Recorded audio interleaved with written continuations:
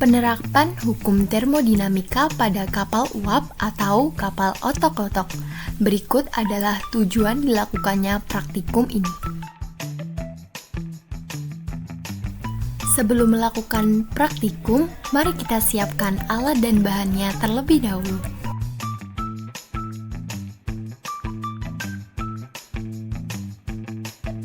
Mari kita bedah terlebih dahulu kapal uap ini. Badan kapal berfungsi untuk menampung mesin kapal. Mesin kapal berfungsi sebagai tangki air yang nantinya menjadi tempat pertukaran molekul air menjadi gas.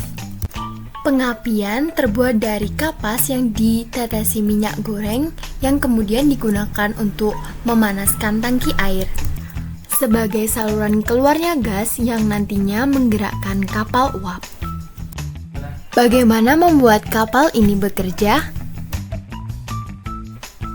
Pertama, isi tangki air melalui saluran gas. Ukur suhu tangki air sebelum menyalakan pengapian. Lalu, bakar sumbu yang telah diberi minyak. Kemudian letakkan di bawah tangki air. Pada suhu yang cukup tinggi, air berubah menjadi uap. Ketika uap terbentuk dan mengisi ruang di dalam kapal, uap tersebut diarahkan ke saluran keluar sehingga menghasilkan tekanan tinggi.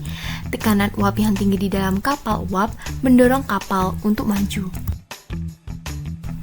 Ukur suhu tangki air dengan pengapian menyala. Lalu, apa hubungannya dengan hukum termodinamika?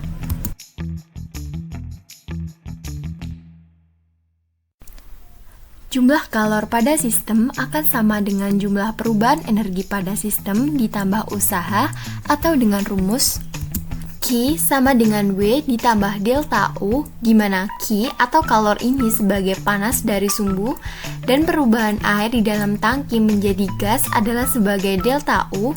Usaha yang dilakukan adalah pergerakan kapal atau sistem itu sendiri. Hukum termodinamika 2 yang berbunyi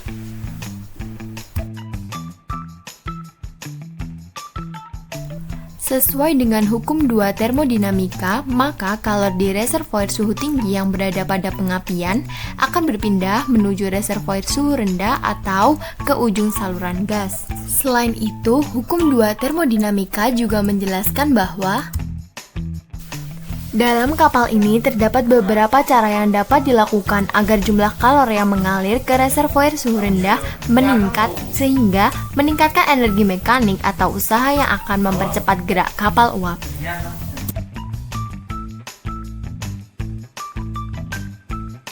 Setelah membandingkan suhu ketika kapal berhenti dan berjalan, dapat disimpulkan bahwa suhu berpengaruh pada energi mekanik yang dihasilkan oleh kapal uap mainan.